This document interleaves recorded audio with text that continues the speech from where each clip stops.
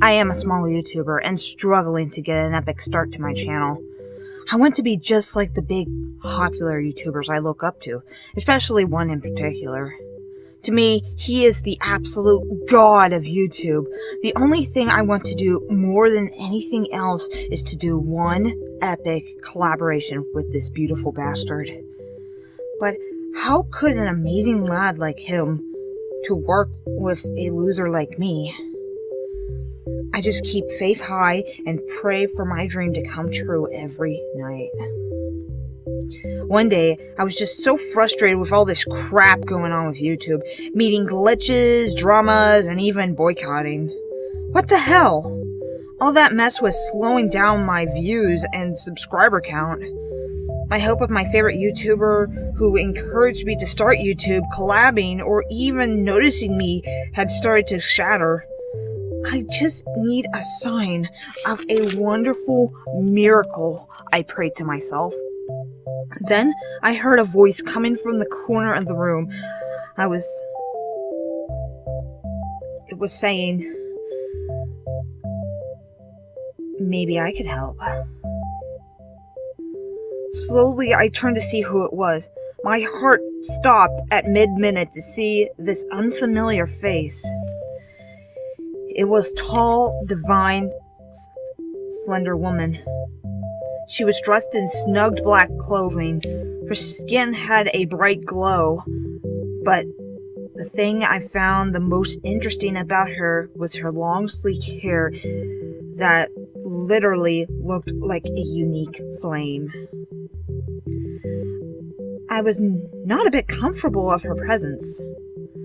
I don't know this woman. Well, she does seem harmless, and she's the exact definition of beauty. There was only one slight clue of what she could be. So, you really want to help me? I stuttered. Indeed I do, she answered. Are you an angel? I asked her. She smirked and said, something like that. Perhaps one who has fallen. She walked closer to me, with the sound of the click-clack of her heels filling the room. I am Lu, she introduced herself to me, and I am here to help you. She puts her hand on my shoulder and continues her praise. You have the dream that you need to fulfill. 'Tis be one of your biggest goals of your career. I was shocked that she knew all of that. But, like she said, she is an angel. So, was probably sent by God, or maybe all the angels listen to everyone's prayers too. I was getting so excited, my prayers are finally getting answered. That's right, said Lu. I will grant your wish of the collaboration with the one who gave you inspiration of doing what you love, but there is one cost though. At that moment, I had a pretty good idea of what she was going to say. I stood still with fear because I now know who she was and what she wanted. You don't mean, I said with fear. Mm-hmm, nods Lu with a evil chuckle.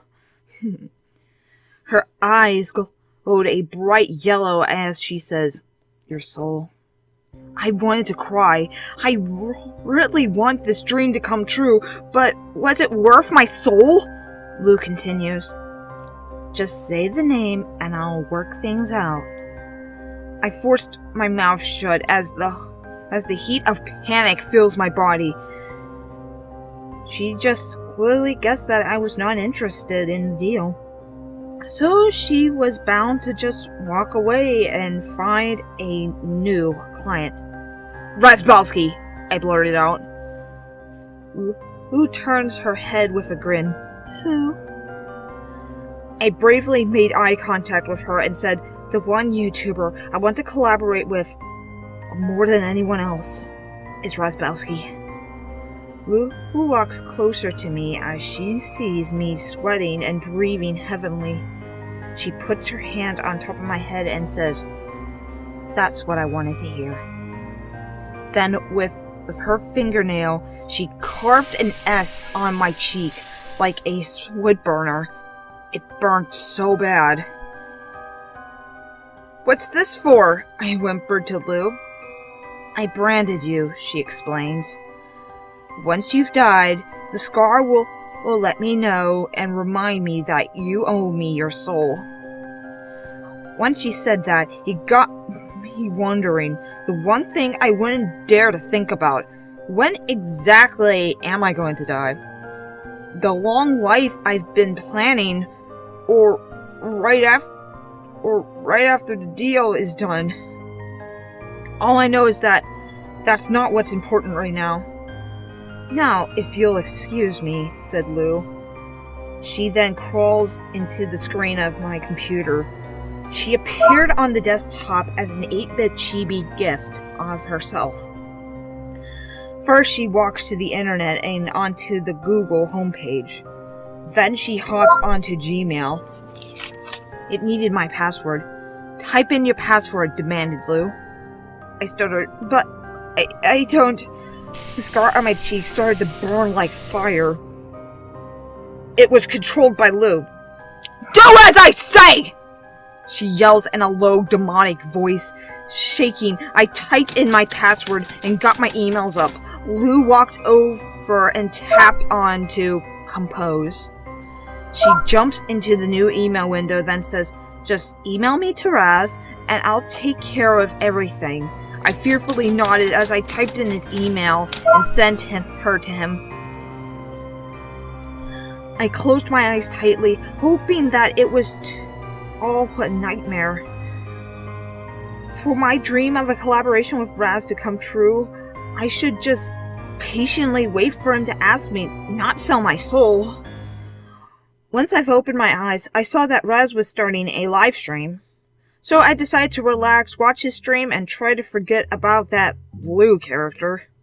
Besides, she's not real. She's just a side effect of something. Maybe drinking, even though I rarely do that. So far, Raz's stream was going very smoothly. He wasn't even playing a horror game, just a game filled with shits and giggles. In fact, that made things even more relieving for me. Not to mention of any bizarre emails. Everything was going fine. He was about to wrap things up the stream when suddenly his door opened and closed by itself. A look of confusion came across Raz's face. He got up to check the hallway. Of course, no one was there. As he got back into his chair, something or someone grabbed him and dragged him out of his chair. He let out a huge scream, and I do not mean a jump scare scream. I'm talking about a hair-raising, blood-curdling, bloody murder scream. Only a second was heard from it. The stream then ended. The chat was roaring with comments wanting to know what the hell had happened. I just hope that it's not what I feared it to be.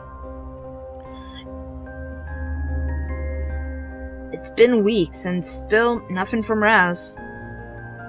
If Lu really real, he would have asked me the next day.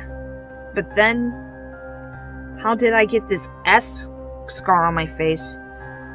Also, no one heard anything from Raz ever since that stream, not even Daco and the Ryans.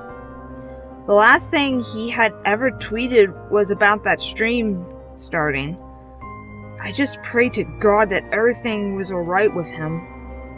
A knock came at my door. I peeked out through the window to see who it was. No one was there, just a cardboard box. I got mail! I went to the door to get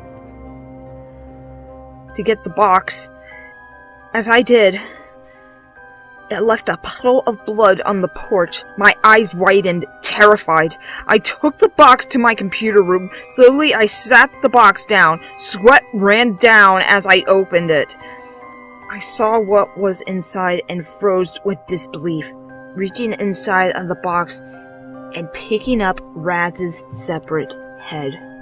The box was filled with his separate guts and limbs. I had no idea how to react. Then I felt Lu breathing down my neck as she whispers, "You're welcome." I turned to Lu with Raz's head still in my hands, staining them with blood. "How?" I started to sob. "How is this a collaboration?" "Oh, we're not done yet here," explaining Lu. She then points to the box. "See the amount of all that blood? Now use it to draw a pentagram." I stood still, shocked, being demanded to do something against my beliefs. My face was soaked as warm tears rolled down my face. "Come on!" hissed Lu. "What are you waiting for?" I slowly put down Raz's head and put my hands in the bloody box of his remains. I was getting lightheaded with the texture and smell. My hands were then covered and stained with his blood. Getting on my hands and knees, I slowly used my hands to draw a pentagram with his blood on the floor. It was very nerve-wracking and uncomfortable. I've never done any satanic ritual in my life, but I had to do it in order to make my one dream come true. Good, said Lu. "Now." "Oh God, there's more," I thought to myself. Lu then continues. "Take the head, strip it to just the skull, then place it in the middle of the pentagram." My sobbing got heavier as I tear away the flesh and muscle off the skull. Before I placed the skull in the middle of the pentagram, I whispered to him, "I'm sorry." Then I placed down his skull. The pentagram set off this fluorescent glow. Wind filled the room, and out of the pentagram came the soul of Raz. We just stood there staring at each other. The one strange thing is that he wasn't acting like he was dead. He had this smile on his face like he would in his videos. "Hey," he greeted me. I waved at him awkwardly as I sobbed. It was quite disturbing. He was acting like nothing was wrong. It's like he doesn't even notice how frightened I am. Then he finally said those words I've been waiting for so long. "Would you like to work on a video with me?" Shakingly, I nodded yes. I was happy and honored that he finally asked me, but now broken-hearted that he's dead. "Great," he said. "We'll talk once you get there." Raz smiles as he fades away. I turned to Lu. She looked very pleased of what she had accomplished. Then I asked her, "What did he mean by, once you get there?" Lu, without saying a word, walks to Raz's skull. She looks down at it for a few moments. Then, without warning, she smashes it with her foot. I don't know how it connects, but something happened to me. I got winded. My heart stopped. I was gasping for air. I fell to the floor. Lu looks down at me, smiling. With my last words, I gasped, "Oh."